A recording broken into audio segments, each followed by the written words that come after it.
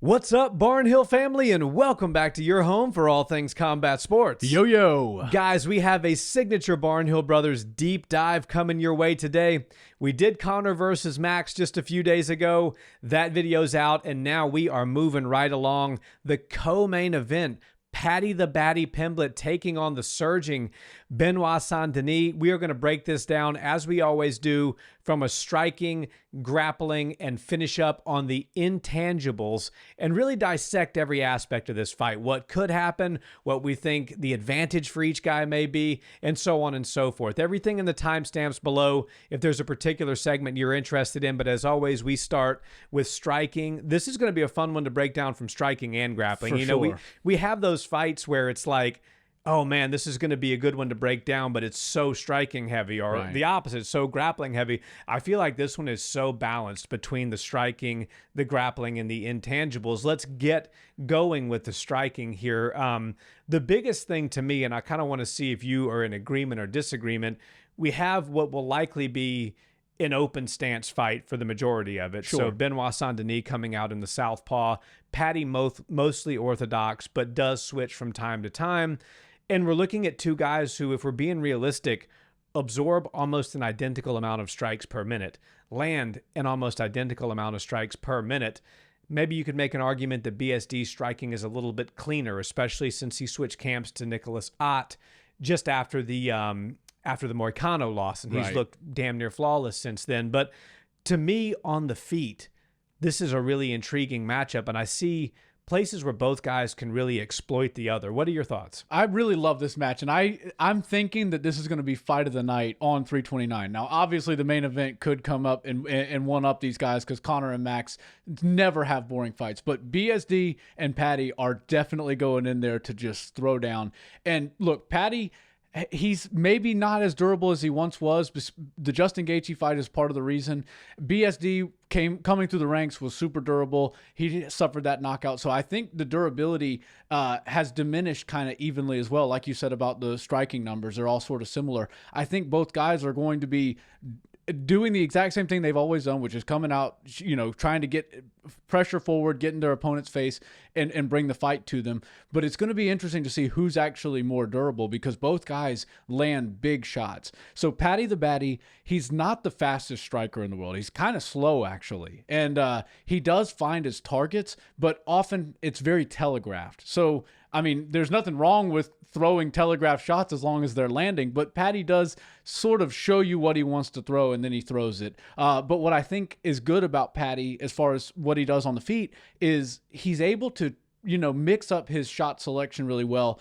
And what I mean by that is he's not just a headhunter. Like, of course, he wants to do damage and try to knock his opponents out, but he's also willing to go to the body. He's also kicking the legs a pretty good bit, and he's got a wide variety, right? He loves to throw knees to the body. He loves to throw kicks to the leg. He's really good at throwing his heavy hands, but it's going to be interesting to see how he deals with the pressure of BSD because when Benoit comes across the cage, he puts, you know, caution to the wind and he's just coming after you and trying to land shots. There are opportunities where Paddy's going to be able to sneak his shots in, even if they are slower and more telegraphed, in on BSD as he's, you know, getting square with his opponent and trying to track him down against the cage. So I think that BSD needs to watch out for the uppercuts of Paddy the Baddy. If he was able to land some flush uppercuts on Justin Gaethje, sort of doing the same thing that BSD does, which is pressure forward, trap you against the cage, you tend to get a little bit square there. I think that BSD could wind up getting rocked by some of those shots,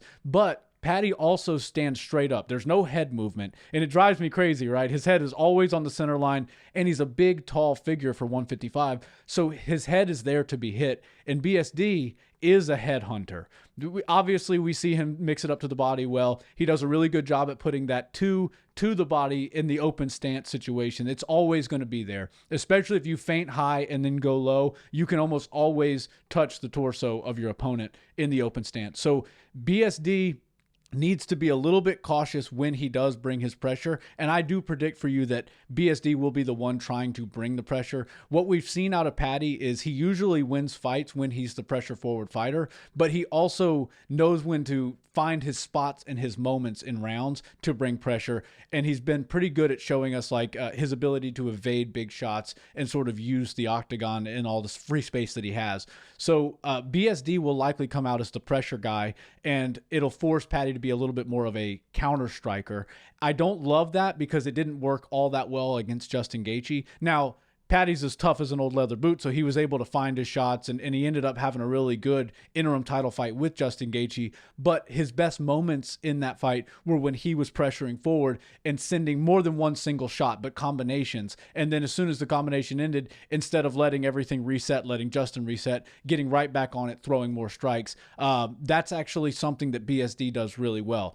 BSD will throw his big strikes as soon as they land a 3 or 4 punch combination. Before the reset happens, he's back right on it again, going for another combination. And yes, this one is not an easy fight to predict. It's very interesting how both men approach fights. And I will say that BSD's change in camp and his game plan ability has actually increased, and he's now a little bit more difficult to deal with because he knows exactly how to win fights and where to take his opponents to drown them. And if you boil this fight down, I think it's going to be a war. I think it has the potential to be fight of the night. And I think that the grappling aspect, which we're going to get into, isn't going to be as on display as we see from a BSD usually, or as we have seen even from a Paddy the Baddy. I think both guys have good grappling and are going to be able to negate each other's grappling to a level. And while we may see some ground and pound, we may see some scrambles, for the most part, I think this fight's going to take place on the feet. And yeah, I can't wait to see how it goes down because both of them have a lot of power. Neither of them have great defense, but it does make for an entertaining fight. Yeah, so a couple of things with the striking. I've really liked the way that BSD has looked since switching camps. Yeah. I think Nasruddin Imavov is one of the most elite strikers at 185. Yeah. Obviously, they're running an extremely well-run camp there with Nicholas Ott. Sure. BSD and Nasruddin being the two primo athletes in that stable. So they're both getting a lot of attention. I like that he's kind of changed his approach to the fighting. He's settling in a little bit. He's looking a little bit cleaner. He would have the tendency, because he was winning that Dustin Poirier fight pretty well. And Dustin said, I got my butt kicked in the first round, and then I came back in round number 2. And, obviously you saw what happened. So, BSD is learning to take his time. He's learning to not be so headhunty and just ready to get the fight over with right this minute, because you end up paying for that when you get in there against elite level competition. Sure. If you're, okay, I've got my opponent hurt, but my opponent's also very seasoned, very, very durable. They've got good counters. They're sneaky. They're a veteran, et cetera, especially like Dustin Poirier, like Renato Moicano, the two people that he lost to back in 2024. I think he let the fight get a little bit away from him to some degree. And I haven't seen that in his last 4 fights since the camp switch. So I'm really happy to see that. I do think that he's cleaned up the loopiness of his strikes. 2 things I didn't love about BSD's striking: he had a lot of power and he did have the ability to finish people, but he would be very loopy. So his hooks would be very loopy, his uppercuts, things like that, almost kind of what Paddy does as well. Yeah. And the other thing is that he would get really square with his opponent, almost to the point where his shoulders are just at a perpendicular angle to the cage. Right. And I didn't love that. So I'm seeing those things kind of get cleaned up. Going back and watching the Roofy fight in preparation for this video, there were a few times that he chased a little bit, trying to get Mauricio to the ground. Now, obviously, he knew he had the ground advantage there, so maybe some of the chasing was for that reason, but he's got to be careful chasing Paddy down, because Paddy, as you said, his stuff is a bit telegraphed, but somehow it's like a DDP. We're going to break him down, just in a week's time. He's the next main event. Some of his stuff is a little telegraphed, a little wild, a little, just erratic, but he seems to land and he seems to knock people out. And Paddy doesn't have that kind of power or that kind of knockout ability, but he does have the ability to change the fight with 1 or 2 shots. Sure. And I'm going to save this part of the conversation for Intangibles, but just to kind of, preview it a little bit, Paddy tends to have a better chin. BSD has been knocked out before. Paddy has not. Right. And so Paddy, and we've seen Paddy in some wars, and he's taken some serious damage in his career. So that's going to be a factor. I think Benoit Saint-Denis cannot afford to take as many shots as Paddy can afford to take at this stage of his career. Right. Just because Paddy's one of those guys that seems to be an anomaly, and he just kind of has a granite chin. Scousers can't get knocked out. Apparently not. And until further notice, I mean, Paddy saying that seems ridiculous. It sounds ridiculous, but he's proven to us, even, eating some bombs from Justin Gaethje, who we just saw finish Ilia Topuria on the White House lawn, shows that he's got a really very high level of durability, especially with his chin. So I want to give the striking advantage before I hand it back off to you to Benoit Saint-Denis. Okay. I think that with this camp change, he's cleaner, he's tighter, he has a better shot selection, and I think Paddy gets a little too chin high and a little too hands low at times, and he's a little bit easier to find. And the quickest distance between any 2 points is a straight line. Right. And I think Benoit's striking has been cleaned up to where it's more economical in the sense that it's out and back, and it's not looping, it's not telegraphed. It's not throwing his balance off and everything like that. Exactly, where Paddy's is still a little bit like that, as we saw in the Justin Gaethje fight, which was the last time we saw Paddy. So I want to carve out a little asterisk to say that I do think that the striking advantage is BSD's, but that said, BSD cannot afford to take the type of damage that Paddy can afford to take if he wants to win this fight. Yeah, I may be crazy for saying this, but I think Justin Gaethje was the perfect warm-up fight for BSD. If you want to call it that. For Paddy, because stylistically, we see BSD do some of the similar things that we saw Justin Gaethje do. He loves to try to get inside. I think he might have even learned that collar tie from Justin Gaethje, and we've seen him go out there and really push the pace and try to get in somebody's face. He gets square. Justin Gaethje gets square at times. And Paddy the Baddy, of course, he lost that fight, but he did learn in the fight how to deal with it. And we saw the first rounds be less competitive than the later rounds, which means Paddy was improving as the fight was going on. Now, of course, Justin was able to rev it up and change his game plan a little bit, change his tactics, and still get the win. But I think that Paddy the Baddy actually is going to be pretty well conditioned for how to deal with a guy like BSD, who loves to bring the pressure, loves to get into that dirty boxing range. Like you said, he's cleaned up his boxing, and it is more straight to the point. And, he's better with his shots. He's not coming off his balance too much. He's not compromising his base. But that does still happen at times when you fight that gung-ho and without as much caution. So I'm interested to see how Paddy deals with it. The thing that does scare me a little bit about Paddy, and it should segue well into the grappling, is BSD has power. Justin Gaethje had power, and I don't know how many times he knocked Paddy to the ground, but it was several times. I think it was like 2 in the first round where he actually dropped Paddy. And I don't know if they were like, he got a concussion and fell to the ground, or if he just got hit and needed to collect his thoughts for a second on the ground and thought maybe it'd be better and hopefully Justin would come down into the guard or something like that. But BSD does have the ability to control this fight with its power on the feet and then take it to the ground, because if Justin Gaethje's able to get to that, north-south type position, or if he's able to get to, a collar tie or a snap down position, he could end up finding his way to the back, which is not something that Justin Gaethje was doing with Paddy. He was just staying over in that snap down position and looking for his ground and pound. Proved to be a really good move for Justin too. He used that against Ilia as well. Yeah, it's brilliant. Most people think, and even fighters train this way, if somebody does snap you down and you weren't able to, prevent that, now you're on all fours,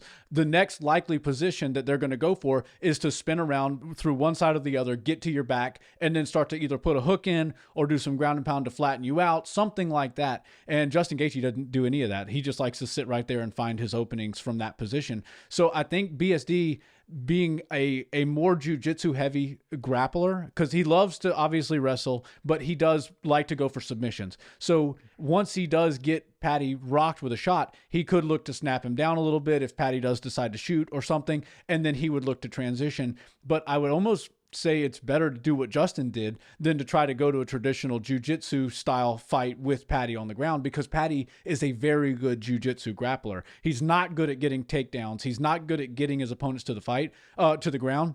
but he is very good in the jiu-jitsu, positions that are available for him on the ground. So I'm interested to see how the power of BSD early can dictate where this fight takes place, because I think the best chances for BSD to win would come in the next segment for us, which is the grappling. I think he would have a better chance at getting to a dominant position and looking for ground and pound.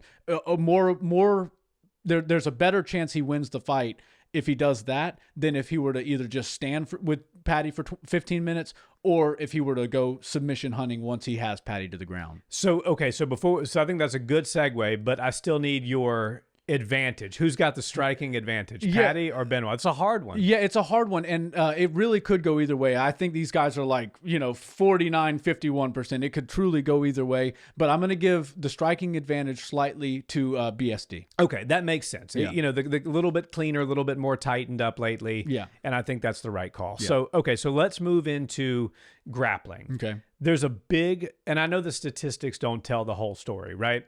We go back and we watch fights, and then we also look at stats. Right. And then we kind of try to make sense of them. But there's one glaring statistic that sticks out to me that is problematic if you're a Paddy Pimblett fan or hoping that Paddy Pimblett wins this fight. Okay. Paddy averages less than 1 takedown per fight. Yeah. Benoit Saint-Denis averages almost 5. Wow. Paddy has a 44% takedown defense. Benoit has like a 70. So we're dealing with a scenario where if you're just looking on paper, strip the names out, everything, guy A in Benoit Saint-Denis is going to get guy B down almost at his will. Yeah. Now, is Paddy good from bottom position? Absolutely. Very good. He choked King Green out with a nice triangle from the bottom position. So is he going to do that to Benoit Saint-Denis? That's unlikely. Benoit's got really good top pressure. He knows how to hold good position. I don't really see him getting caught up in a triangle or a butterfly sweep from bottom or something like that where Paddy's able to reverse position. So if Benoit Saint-Denis can manage to get Paddy down, and remember, we're going to be in an open stance position, so look for the single leg. There's going to be single leg opportunities for Benoit, which he's got some pretty good wrestling that he can chain together. He also has really nice body lock takedowns and stuff like that. We could see a real problem for Paddy if he's taken down time and time again and can't get back up, because we know that Benoit holds good top position.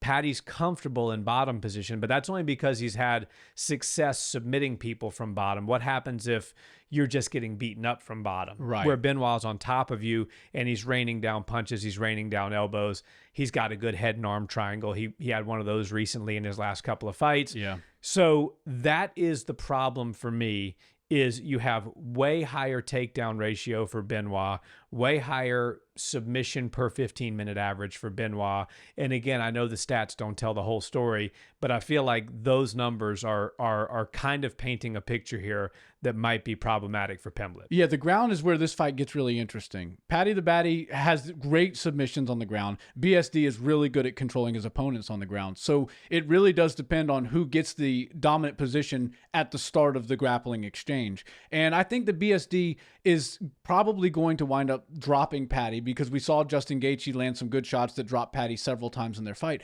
So I could see a situation where BSD winds up in the exact same positions that Justin Gaethje was in. But it does get very interesting because, like I said, Justin Gaethje likes to stay in that snap down position, whereas BSD would likely transition to the back and look for something. Now, if he gets to the back and we've got Paddy on all fours, there's really, you have a couple different ways to get back up to your feet, right? If they've got your weight in your hands, right? So now you're holding yourself up with majority of your hands. You can Granby roll out, but that's hard to do against a guy who knows how to follow you and keep chest on back and scramble along with you. Think about Hamzat Chimaev whenever he was chasing Kevin Holland. Just knew how to keep a hold of him even through the Granby rolls. So if BSD can get to that position, I think he can have some success with ground and pound rather than just looking for a submission, trying to get your hooks in. That's where openings tend to happen. People get too high up on the back when they go to put their hooks in. And then a guy like Paddy, who knows how to defend, dominant positions, defend submissions, can likely find a way out in a scramble, especially as the fight goes on. But if he's able to, if Paddy's able to get Benoit Saint-Denis, let's just say that he does drop Paddy, get him to the ground, and then he goes to the back. Then you kind of have to play with two different aspects.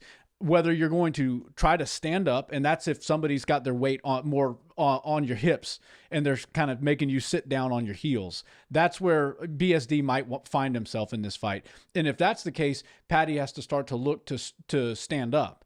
And that's actually not the hardest thing to do, right? You sort of rock your weight forward and you put one foot on the ground and build your base back up, especially if you're against the cage. But if that happens, then you see a lot of grapplers take their opponent and put the weight into their hands to sort of off balance them again.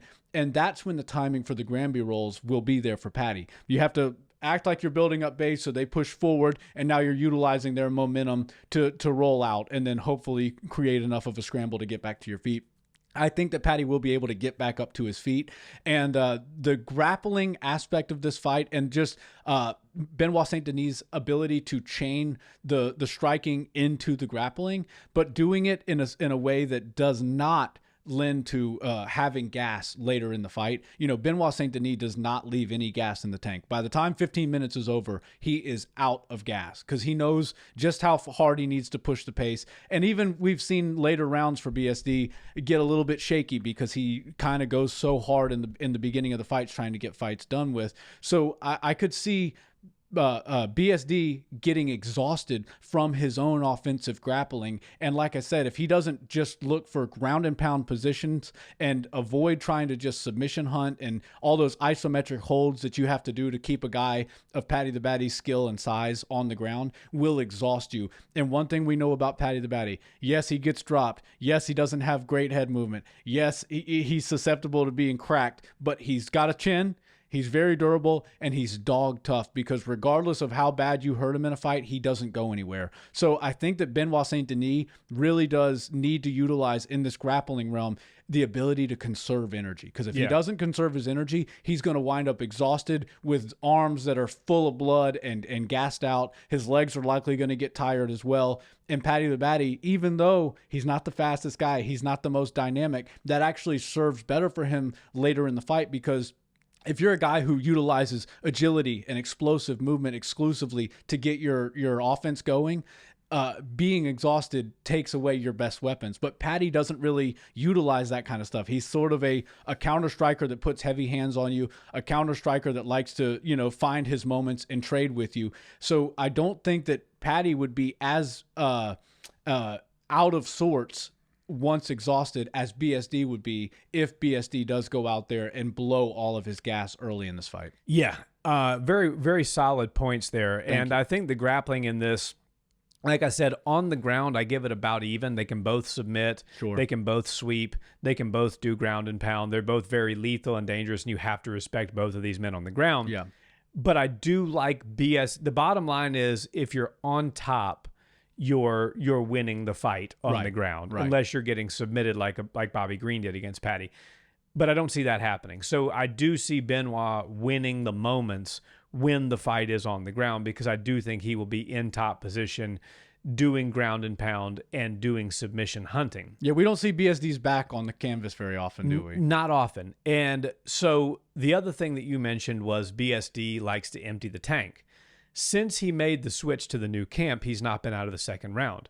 Now, that's because he's won all of the fights by first or second round finish. Right. And I think if memory serves, it's 2 knockouts, 2 subs. There you go. One of the knockouts was like 16 seconds against Beneil Dariush. Yeah. So he's really an early, he's evolved into an early finisher. Right. Which is fantastic. You don't get paid by the hour in the sport. The problem is he's fighting a scouser that doesn't get knocked out.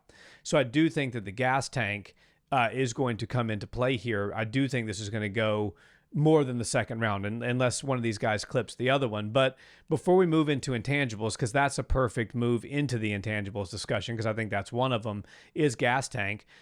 Who are you giving the grappling advantage to? I'm giving it to Benoit simply because he can land a significantly higher takedown per fight ratio. Yeah. He's got a higher finish rate. He's got 2 submissions in his last, 4 fights. So I'm leaning towards Benoit having the grappling advantage ever so slightly here. Yeah, I agree with you. I think Benoit has the grappling advantage only slightly, but it's because he has the ability to take the fight to the ground where Paddy doesn't really have that same ability.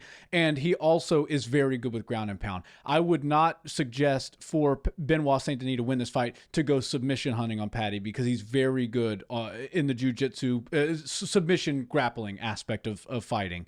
But I do find it very interesting that the Benoit Saint-Denis' top position, he's very good at maintaining it, and he's really good at finding his openings to either land big elbows like he did against Dan Hooker. I can't remember exactly the position he was in, but it was either mount or modified crucifix or something like that, where he just had Dan Hooker dead to rights and was able to just land big elbows, big ground and pound strikes. That would have to be what I would assume they're training for, not looking to just go submit Paddy the Baddy. Now, sometimes ego gets in the way and fighters want to beat somebody at what they're best at. So maybe he will try to do that. But I'm interested to see what Benoit Saint-Denis comes out, because we know he's a fast starter. He comes out strong. He lands big shots. He throws live rounds from the very beginning, and that'll get a guy like Paddy to move backwards, which could put Paddy's back up against the cage, open up opportunities for Benoit to get his takedowns against the cage, which in my opinion is actually easier to do than out in the open of the octagon. So I'm interested in seeing how that aspect of grappling is initiated from BSD. But I also worry a little bit because BSD has modified his game, right? He's a different fighter than when he fought Dustin Poirier. But sometimes having success on the feet can make you revert back to old ways. And he was having a lot of success on the feet against Dustin Poirier until he got knocked out, right? And I have a feeling he's going to have a lot of success against Paddy on the feet, which could get him to be a little bit less cautious. It could have him square up a little bit more. And like we were saying earlier, Paddy has a lot of power in his hands. He knows how to throw counter strikes. He knows how to time somebody when they're hitting him, and he's durable enough to stay in the pocket and have his wherewithal to understand when to throw his big shots and when to defend. So I think that BSD, if he comes out and has success on the feet, it could end up being a blessing and a curse, because if he doesn't use that success to then get Paddy to the ground, I think Paddy will find openings. And I just worry that BSD may end up having the same success that he had against Dustin Poirier on the feet, which opens him up to being hit and cracked a bit more, and Paddy would actually be able to take advantage of that. So I'm going to give the grappling advantage ever so slightly to BSD because of his ability to offensively wrestle against Paddy's offensive wrestling and defensive wrestling. But I think when it comes down to jiu-jitsu, submissions, submission defense, it's pretty much even. Yeah. And so now moving into intangibles, and so we both gave striking and grappling to Benoit Saint-Denis. Like if you're watching this video, you're probably starting to think this is a pretty Benoit Saint-Denis favorable video, but not so fast, right? Because one, and guys, we make our final predictions the week of the fight, so make sure you come back and we do a full main card deep dive predictions, and that comes out midweek on fight week. So that is where you'll hear our final predictions on this fight. But here is why I'm still undecided on this fight, because I've already laid out for the last, 27 minutes, why, I think that Benoit Saint-Denis has a advantage in almost every aspect of this fight over Paddy Pimblett. It'd be easy for me just to say I'm picking Benoit Saint-Denis, and I may very well do that. But here is what's given me pause. We've seen Benoit Saint-Denis knocked out before. We've seen him rocked. We've never seen Paddy knocked out. Right. And Paddy doesn't get the credit he deserves for the type of power he has. Is he the same boxer that Dustin Poirier is? No, he's not. Is he going to find those clean shots like Dustin found? Probably not. But Paddy did land on Justin Gaethje. He had more success across, all aspects of judgment against Justin Gaethje than Ilia Topuria did. That's right. And he landed massive shots. He wobbled Justin at times. Benoit Saint-Denis has not proven that he has the chin that Paddy has. Right. That's what is the coin toss here. That's the biggest X factor in this fight. That's why far and away I give the intangibles advantage to Paddy Pimblett, because I feel like Paddy needs to put together 2 or 3 really well-timed and really powerful combinations, and he can turn the whole tide on this fight. Is he going to starch BSD like Dustin did, where, he catches him with a good combo and finishes up on the ground? Maybe not. But if he can compromise BSD, he can work towards that late finish. And while we've said everything good about BSD's switch to Nicholas Ott for his training camp, we haven't seen him out of the second round since making that switch. Right. And if BSD gets rocked in the first and second round, how's he going to look coming out in the final round? What's it going to be like, you know, if BSD has to go past that 10-minute mark with somebody who's as game as Paddy Pimblett? I don't know. All of those reasons are the reasons I'm giving the advantage in intangibles to Paddy. And the only, I guess, exception you could make is when you talk about who's got the motion, right? And that's BSD's now on a 4-fight win streak, all finishes. Paddy the Baddy's on a 1-fight losing streak. But he came into the UFC and racked up 7 wins. Right. You know, and that was an interim world title fight against the now champion of the world. The now undisputed and Justin Gaethje, and he made it all 25 minutes. Right. So, you know, I don't think you can say Paddy's lost his motion. You know, he's still there. He's not on a 4-fight winning streak. He's on, unfortunately, a 1-fight skid. But you have to consider the level of competition. And when you look at Hooker, Dariush, and Rufi, you know, Dariush is on his way out. Sure. As much as I love Barnhill, Dan Hooker is a good fighter, but he's not a great fighter. Right. And he's a striker. It was a great stylistic matchup for Benoit Saint-Denis. And, you know, Rufi is the only one that's like really making some serious waves right now of the last 3 opponents that Benoit has defeated. But that has to do a lot with style, right? Because Rufi has not a whole lot of grappling. And even like a Michael Chandler, who is a wrestler to the core, had no chance against him because he doesn't have the complete mixed martial arts set to get the fight to the ground. Exactly. And Paddy's a totally different fight. Right. So for all those reasons, I am giving the intangibles advantage to Paddy Pimblett for sure. Okay, so yeah, I think Paddy the Baddy is actually going to approach this fight a lot differently than Dan Hooker did, than Mauricio Rufi did, because those guys were afraid of BSD taking them down, as they should have been. Paddy's not really afraid of that, because I do think that Paddy believes in his grappling skills. He knows that he can scramble with just about anybody in the division. He knows that he can avoid getting submitted.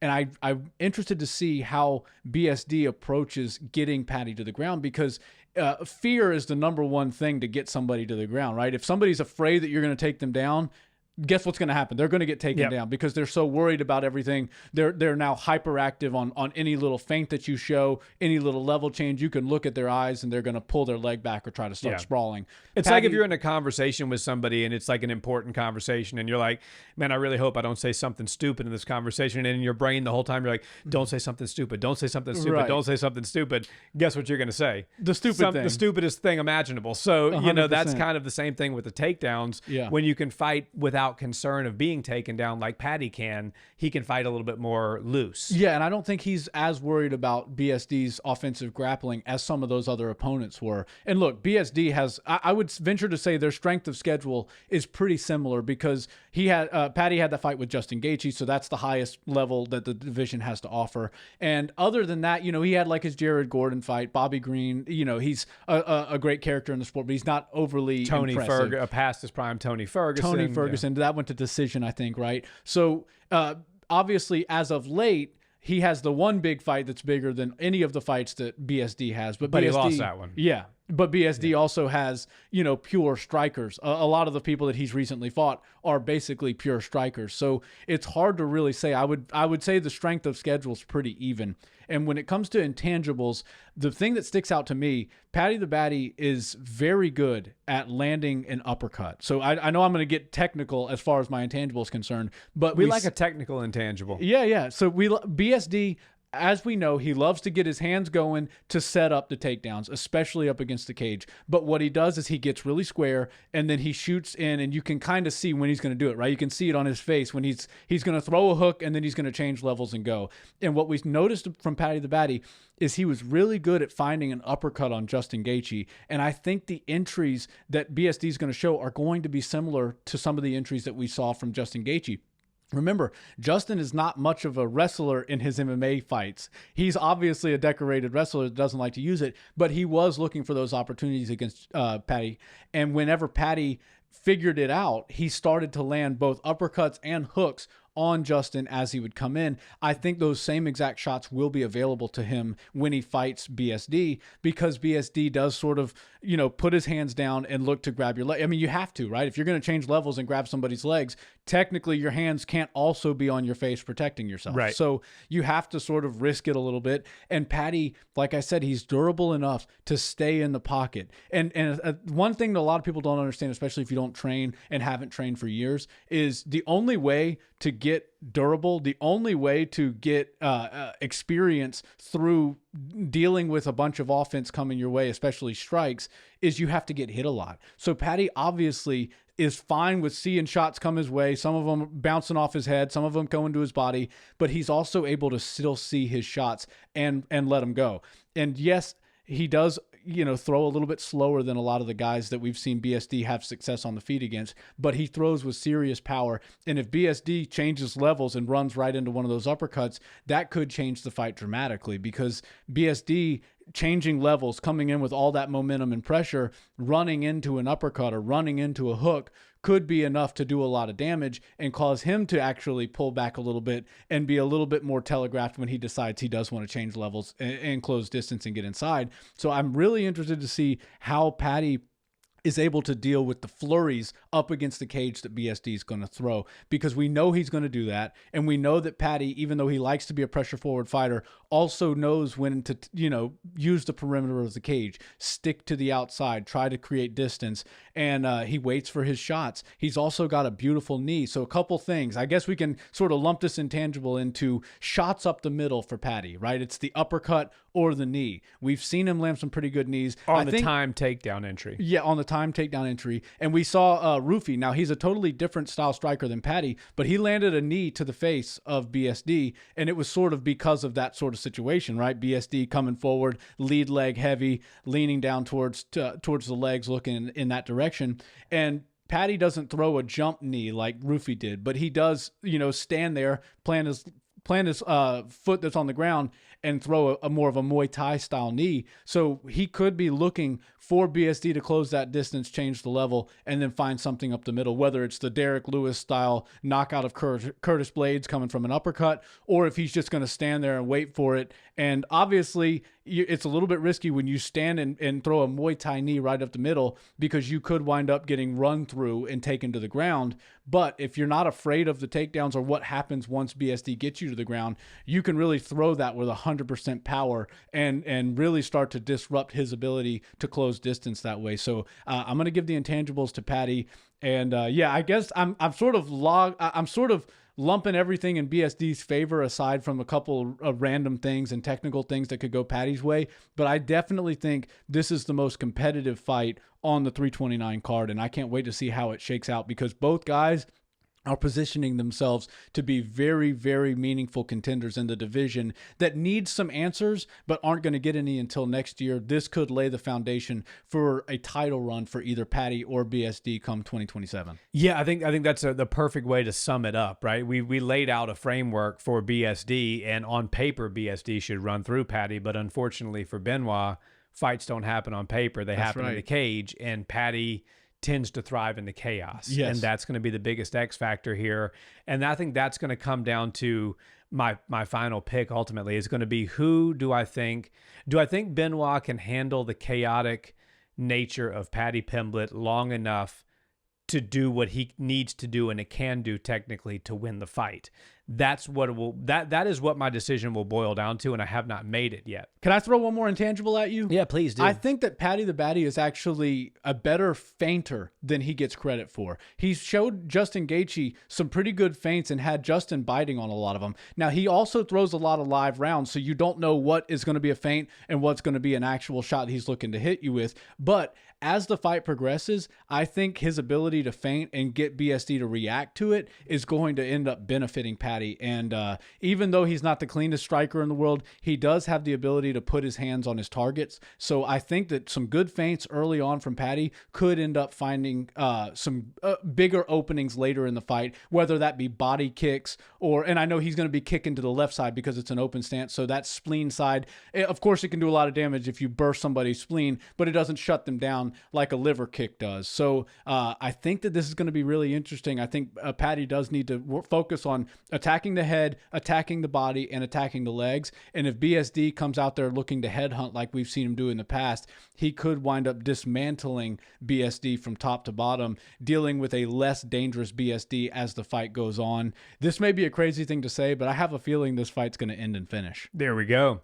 Well, guys, make sure you come back midweek on Fight Week to see who we are picking in all of the fights on the main card, including this one. And if you haven't already, we'll put a link to it in the description below, the Conor McGregor versus Max Holloway deep dive that we did just a couple of days ago. It's a banger, so go watch it. It's been performing really well. You guys have received it really well, and we're very appreciative of that. If you feel like Nick and I have earned it today, please hit that subscribe button. It's one free thing that you can do that helps us out tremendously and helps us grow this channel. So we thank you in advance for that. And until next time, have a wonderful day. Peace.